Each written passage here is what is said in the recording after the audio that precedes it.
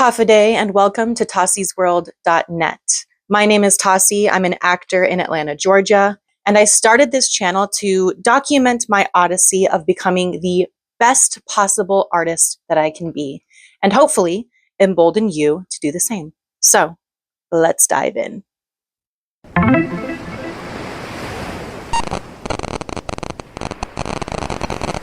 So in my last video, I talked about reprioritizing my art over my day job. And eventually I want to do an update video about that. It's not going how I planned. It's been a really interesting process to say the least, but I think it deserves its own video, so I'll save it for another time. So today I'd like to talk about the people who may have watched my last video and said, how do I prioritize my art if I'm not in a position to decenter my survival job?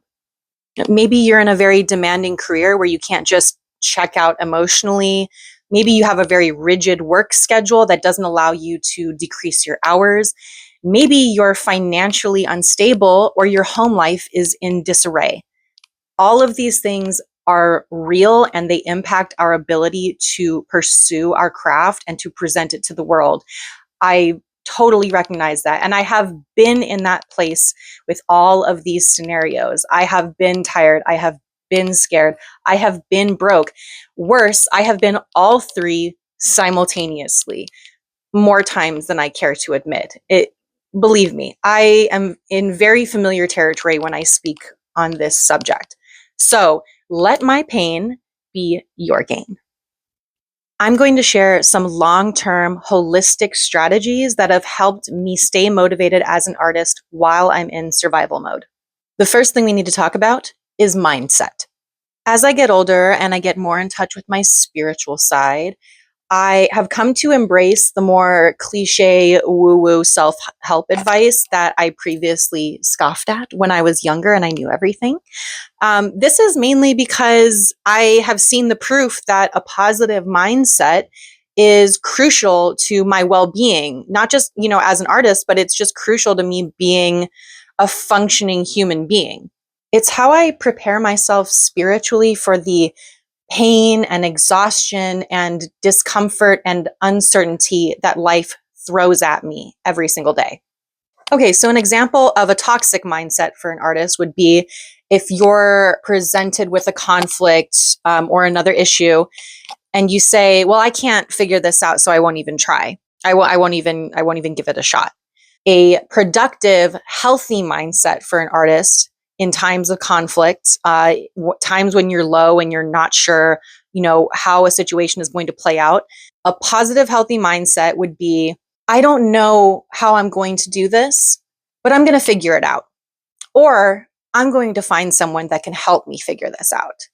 That to me is just a really simple reframe. And it sounds so obvious, but sometimes the best advice is just the obvious advice that you don't want to admit is the best advice. And this isn't about lying to yourself or being delusional, although I think a little delusion is okay for an artist. I think that's actually pretty necessary for an artist to have, but I digress. No, this is about cultivating mental resilience. This is about reducing the psychic friction as you're getting from point A to point B. Eventually you have to believe in yourself in order to get anything done in life. You just have to. I don't know how else to explain it. I think it's pretty obvious in the world around us that the world around us is shaped by people that said, I can and I will, and not I won't and I give up. So, mindset. Okay, so ways I'm cultivating a good mindset in my daily life is speaking affirmations in the mirror. It's such a simple tool and I think so crucial to just beginning your day on a positive, hopeful note. I have a couple of affirmations I have on rotation. One thing I will say is doing them in front of the mirror is very helpful and it really does help you internalize the message to yourself. So it doesn't have to be anything complicated. It doesn't have to be like a paragraph or an essay. Just say something simple like, okay, here's a couple that I have on rotation for myself. You can use these, obviously. My body is full of energy. I am filled with creative inspiration. I am present in everything I do. It's that simple. And it sounds corny, but if you're like, oh, that's corny, that's your ego talking. Okay. And you need to all right, because your ego will be limiting you if you let it take over like that. Like you need to just get in your animal brain of I can do this, I can do this, I can do this. Like and just let that take over like a mantra, you know? Yes, I can and I will. I can and I will. I can and I will. Say that like I just felt that in my body just by saying it to myself. I can and I will. Woo. Yeah. Woo. So the next thing I want to talk about that is critical for an artist that is in survival mode is diet and movement. A solid relationship with nutrition and movement will make you a better artist. You're going to be more capable of doing your art. It's not an opinion, that's just facts. Okay, if all you eat is junk food, your body is not operating to its fullest potential. If you live a sedentary lifestyle, your body is not operating to its fullest potential. So how can you make your art to its fullest potential if you are ignoring these things? Move your body, eat some vegetables. And hear me when I say this. This is especially true when you are using substances. Be smart about this. I know we're artists and we're, kooky and maybe problematic or whatever. And we have kind of destructive lifestyles at the time. But if you are using substances, even if it's just recreationally once a month, once a year, whatever, you still need to look out for your diet and your exercise. Like you just do. You just do. Now, can you be a great artist without taking your nutrition and movement into account? Yeah, absolutely. But I mean, I'm never going to encourage people to neglect their bodies. That's not my lane. That's never been my school of thought. Even when I was in the depths of really bad lifestyle habits, really destructive lifestyle habits, I was still craving a healthier lifestyle. I still knew in the back of my head that I wasn't doing my best work because I wasn't physically at my best. I've been down that path of just saying fuck it, and I can tell you it's not worth it. And just from like a practical point of view, like working class artists, we can't afford to abuse our vessels. Like we can't just do that endlessly for all time. Like there is a limit to how much your body can handle and how much your finances can handle the strain on your health. Like I live in a country without universal health care. Yay, USA. And I have a job where I don't like have health insurance. Like I'm an uninsured right now. And like, that's fucking scary. But I'm doing everything in my power not to, have like preventable illnesses and disease because I simply can't afford to be sick. So I'm just trying my best to make sure that never happens to me. Furthermore, like if my body is the instrument through which I am presenting my art, why wouldn't I want to take the best care of it possible, right? And this is not about discipline. Discipline sounds rigid. It sounds like as artists, you hear the word discipline, right? And sometimes your mind is like, well, I don't want to do that. Like, why would I do that? Like, it sounds bad. It sounds like something I want to rebel against, right? I look at it like, sorry, my thing came up. I look at this as self-devotion because self-devotion is coming from a place of love, not punishment. It's the difference between I get to do this, not I have to do this.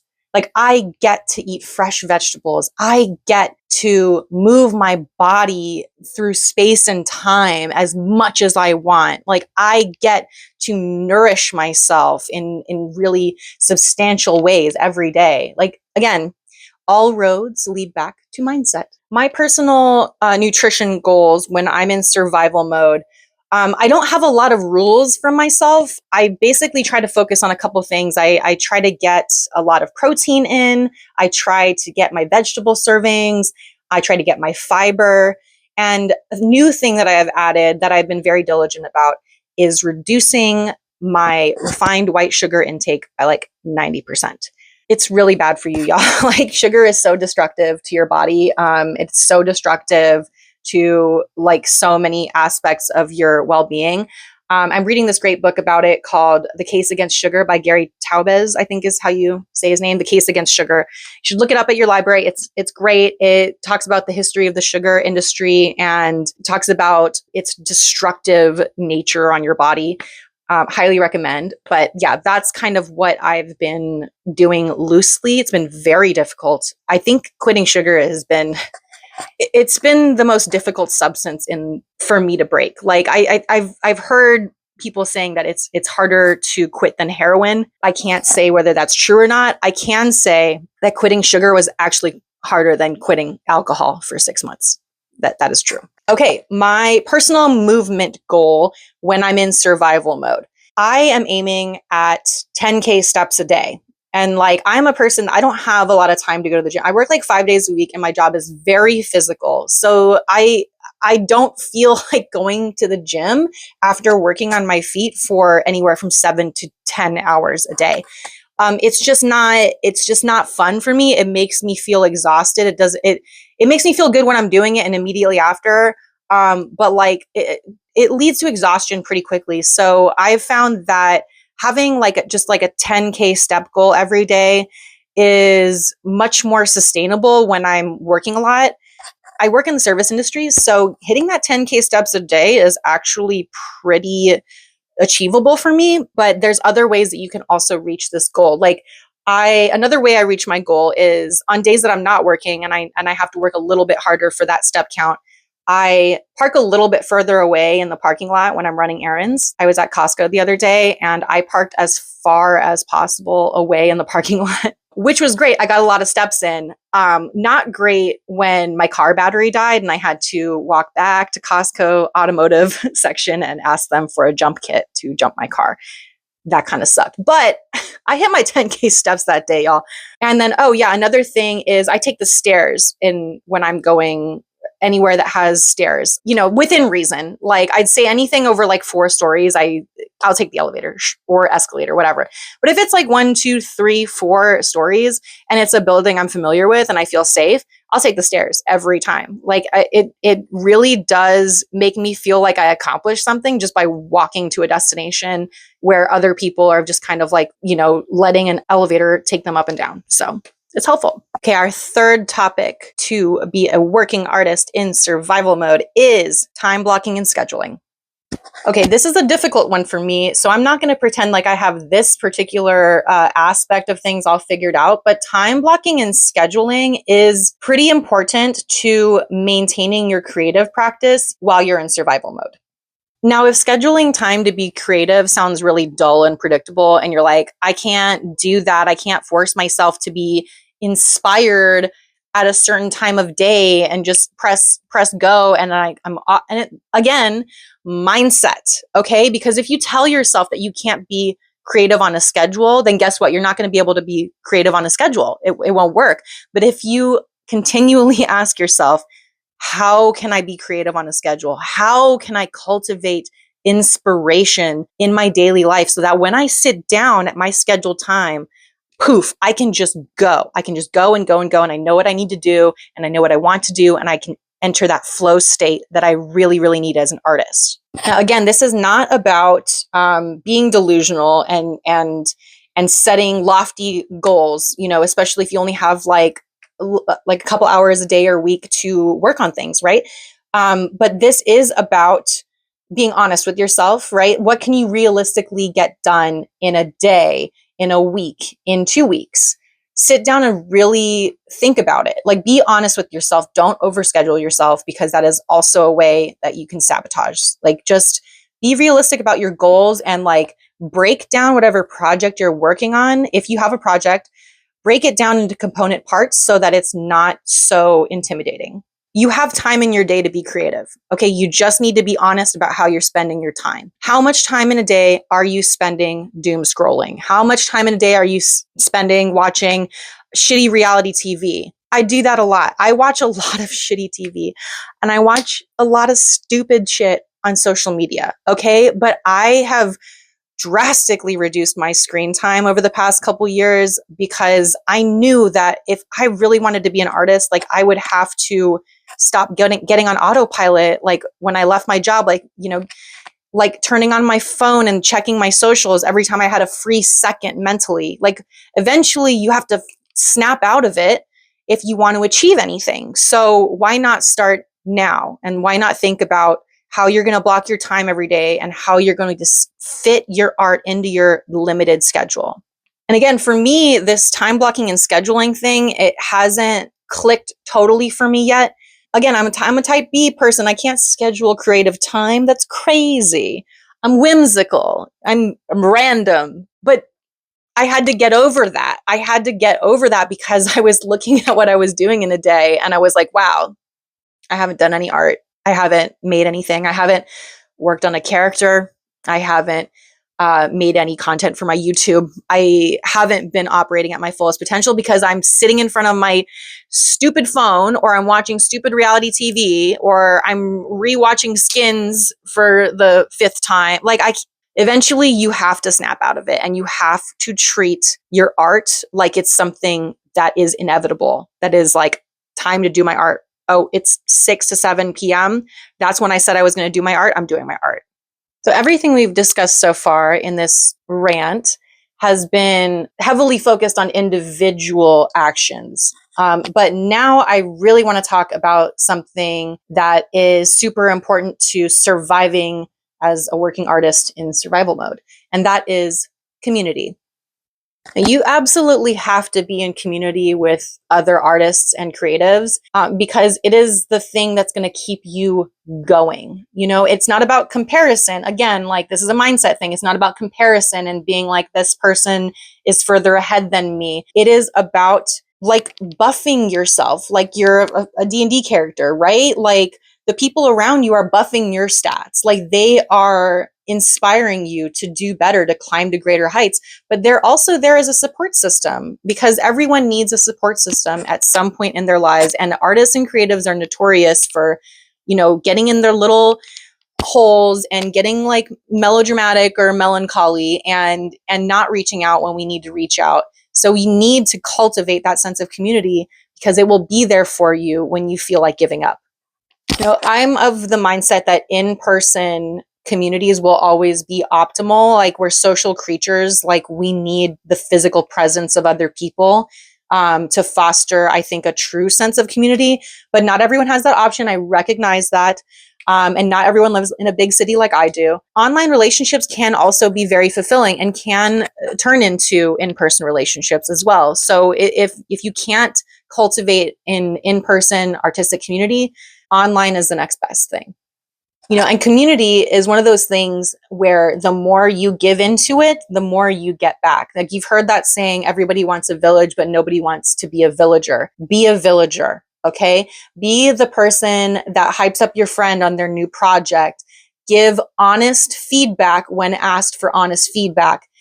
Give support when your friends need support. Always be encouraging, but honest in your critiques. Like never, I don't believe in people that, like, I find it very obnoxious when people are like, well, I tell harsh truths, or like, well, I give tough love. And it's like, there's no point in being cruel to someone you know and care about when you could just as easily be constructive and helpful. You don't have to be the harshest critic in the world. Like you don't have to be pretentious with your friends. Like encourage them when they're doing something that you like, and give them good feedback when they're looking for it and when they're open for it. Basically, be a good villager, and the village will follow.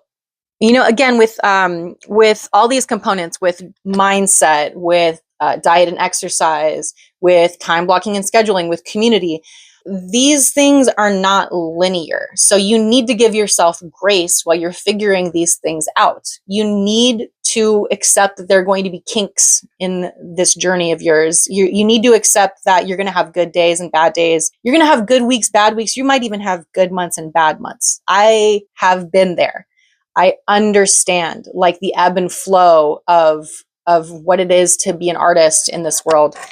So just encourage you to, yeah, take as much time as you need with each of these things. These, again, we're focusing on sustainable creative practices. If I was just trying to tell you like, oh yeah, just abandon everything for your art and you'll make it. That's A, that's not true. And B, that's not something that I would advocate for myself, because I have been down that road and it's not sustainable. Eventually you crash and burn. I mean, you could look at so many famous people that have been at the tippy top of their careers and totally ate shit because they weren't doing it sustainably. Because and it's, maybe that's what you want. Maybe you want to reach those heights and you don't care if you crash and burn. More power to you. But I am speaking to the people that are in this for a good time and a long time. Like I said earlier, this is not about perfection. This is about minimizing the obstacles while you are trying to create and present your artwork. Now, this may feel really overwhelming for you, and I understand, because just making this video was overwhelming. Okay, and I'm just talking about it. But if you're feeling overwhelmed and you don't know where to start, just pick one thing that you know you need to work on from this list. Okay, if you need to learn how to work on a schedule, if you need to have more confidence, if you need to reach out to your community more, work on one of those things and work on it for a month. And I want you to come back and let me know in the comments how that's going for you, and whether there's something deeper there that you've realized about yourself, or maybe you realized that you didn't really need to work on that thing that much at all and then switch to another thing. Okay, and I know I talked down about online communities, but I do want to build a nice little community around this channel, because I do think that online communities have a place in our lives. And for many people, it is a lifeline. So I don't want to knock it, and I also want to encourage it. So if you are digging this discussion and you feel like sharing your stories, I'd love to know in the comments a time when you pushed past your discomfort in survival mode and you were able to create something meaningful and present it to the world. Like, I'd love to know your success stories. What would you do differently if you had a do-over? You know, what is something you want to incorporate into your artistic practice that you learned from that experience? Yeah, let me know your wins. Like, I want to be inspired, and I want this to be like a nice little oasis where we can discuss these things. Sidus Masi, and thank you so much for letting me talk at you and let me rant, letting me rave a little bit. If you liked this video, please like, subscribe, or share it with somebody that needs it, and leave a little comment for me and let me know what you think. And you can also follow me on socials. I will leave all my socials in the episode description. I have some fun ideas for my next few videos, but if there's any topic that you'd like me to do a deeper dive on, or if there's anything I haven't talked about yet that you would like me to talk about, please leave a comment. And remember, choose art, choose life.